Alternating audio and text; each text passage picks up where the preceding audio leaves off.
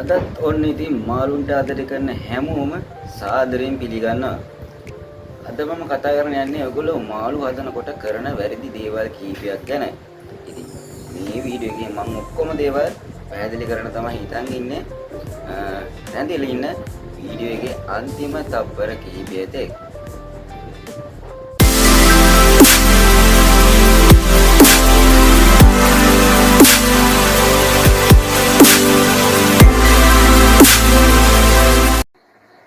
ඉතින් මම කතා කරන්න යන පළවෙනි දේ තමයි සුරතල් මසුන් බෝල් වල ඇති කරන එක. ඉතින් මම ගොඩක් වීඩියෝ වල කිව්වා සුරතල් මසුන් බෝල් වල ඇති කරන්න එපා කියලා. ඉතින් ඒකට හේතුව තමයි බෝල් එක ගෝලාකාර හැඩයක් ගන්නා නිසා මාළුවා නිකන් කැරකිල්ල හැදෙනවා. කැරකිල්ල ඇවිල්ලා ස්ට්‍රෙස් වෙලා ඒගොල්ලෝ කන්නේ නැහැ. ඊට පස්සේ ඒගොල්ලෝ පැත්ත ගහලා ඉන්නවා. එහෙම නිකන් මැරලා යනවා. ඉතින් මම ඔයගොල්ලන්ට කියන්නේ මාළුවට ආදරයක් තියනවා නම් ෆිෂ් බෝල් වල ඇති කරන්න එපා කියලා. දෙවන කාරණාව තමයි මාළු ටැංකියට ෆිල්ටර් එකක් නැත්නම් ඔක්සිජන් මෝටර් එකක් ඕනමද කියන කාරණාව ගැනයි. ඔයගොල්ලෝ මාළු හදනවා නම් අනිවාර්යෙන් ඉතින් ෆිල්ටර් එකක් දාන්නම ඕනේ. එතකොට නිතරම වතුර පිරිසිදු වෙනවනේ. නැත්නම් ඒගොල්ලන්ගේ මල පහයි කෑමයි එකතු වෙලා වතුර ඇමෝනියා මට්ටම ඉහළ ගිහිල්ලා මාළු මැරෙන්න උනත් පුළුවන්. ඒ වගේම ෆිල්ටර් එක બ્લોක් වුණාමත් අනිවාර්යෙන් ෆිල්ටර් එක සුද්ධ කරන්න ඕනේ. නැත්තම් ෆිල්ටර් එකේ ඒ අපද්‍රව්‍ය රැඳිලා තිබිලා වතුරේ ඇමෝනියම් මට්ටම වැඩි වෙන්න පුළුවන්. ඉතින් ෆිල්ටර් එක හොදද්දි අපි ටැංක් එකේ වතුරෙන්ම තමයි හොදන්න ඕනේ ෆිල්ටර් එක. ඒ මොකද කිව්වොත් ෆිල්ටර් එක අපි ටැප් වතුරෙන් හේදුවොත් ඒ ෆිල්ටර් එකේ තියෙන මාළුන්ට අවශ්‍ය කරන බැක්ටීරියා වර්ගද විනාශ වෙන්න පුළුවන්. ඒක නිසා ටැංක් එකේ වතුරෙන්ම අනිවාර්යයෙන්ම ෆිල්ටර් එක හොදන්න ඕනේ. ඒත් එක්කම කියනවා ඔයගොල්ලෝ මාළු ඇති කරන්නේ පොඩි ටැංකිය එක නම්. කියන්නේ අඩි දෙකක වගේ ටැංකිය එක නම් අනිවාර්යෙන් ෆිල්ටර් එකක් දාන්න. එහෙම නැත්නම් ඔක්සිජන් මෝටර් එකක් දාන්න. මොකද ඔයා හදන මාළු වර්ගයේ උඩට ඇවිල්ලා උස්ම ගන්න නැති මාළු වර්ගයක් නම් අනිවාර්යයෙන්ම මැරෙනවා. ඒකින්ද ඒ ගැන සැලකිලිමත් වෙන්න. මම ඔක්සිජන් ඕනේ නැති මාළු ගැනත් වීඩියෝ එකක් කළා. කැමති කට්ටිය ඒකත් ගිහිල්ලා බලන්න. ඒත් එක්කම කියන්න ඕනේ අපි පොන්ඩ් එකක වගේ මාළු හදනවා නම් ඔක්සිජන් සප්ලයි එකක් ඕනෙම නැහැ. ඒ වුණාට ඔයගොල්ලෝ එකේ පමණට ඉක්මවා මාළු දැම්මොත් ෆිල්ටර් එකක් දාන්න වෙනවා. ඔක්සිජන් දෙන්න වෙනවා. ෆිල්ටර් එකක් දැම්මොත් ඔක්සිජන් දෙන්න ඕනේ නැහැ. වතුර වැටෙනකොට ඔක්සිජන් නිකම්ම හැදෙනවා. නිසා දාන්න ඕනේ නැහැ.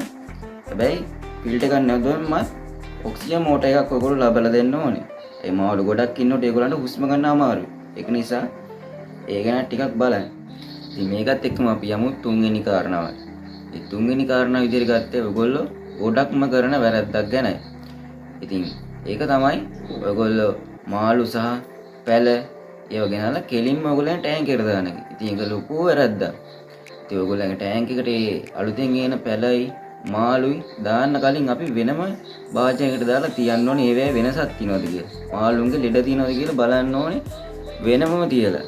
මොකද කිව්වොත් ඔය ගේන පැල වලින් එන්න පුළුවන් මාළු මැක්ක වෙන්න පුළුවන් බැක්ටීරියා වර්ග එන්න පුළුවන් වෛරස් එන්න පුළුවන් මාළුන්ගෙන් තව විවිධ ලෙඩ එන්න පුළුවන්.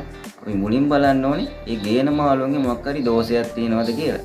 ඉතින් එහෙම සතියක් විතර ක්වොරන්ටයින් කරලා තමයි අපි අපේ මාළු ටැංක් එකට ඒ අලුතෙන් ගෙන ආපු දේවල් දාන්න ඕනේ. නැත්තම් මාළු ටැංකියේ ඉන්න මාළුන්ට ඒක ලොකු අවදානමක්.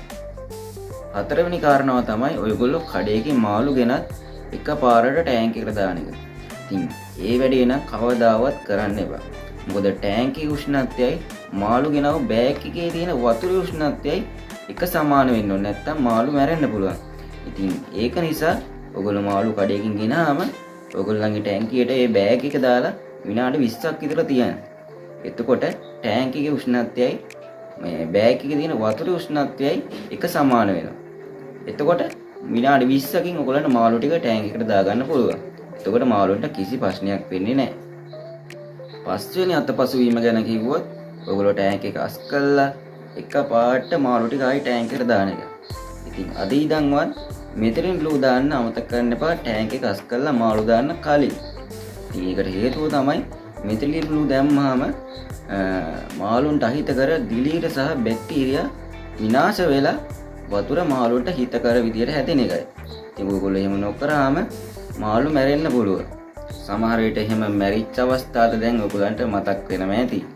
ඉතින් අනිවාර්යයෙන්ම මාළු ටැංකිය අස් කරලා මාළු දාන්න කලින් මෙතිලින් බ්ලූ දාලා තමයි මාළු දාන්න ඕනේ. එතකොට මාළු මැරෙන්නෙත් නැහැ. මාළු සතුටින්, ඔයගොල්ලෝ සතුටින්. ඉතින් අන්තිම වැරද්ද ගැන කිව්වොත් ඉතින් මේ වැරද්ද වෙන්නේ මාළු ඇති කරන්න ගත්ත මුල් කාලේ අයට. ඒ කරන දෙයක් තමයි ඔයගොල්ලෝ නිතර මාළු ටැංකියට අත දාන එක. ඉතින් අත දානකොට ඔයගොල්ලන්ගේ අතේ තියෙන ඔක්කොම ටික මාළු ටැංකියට හේදිලා යනවා.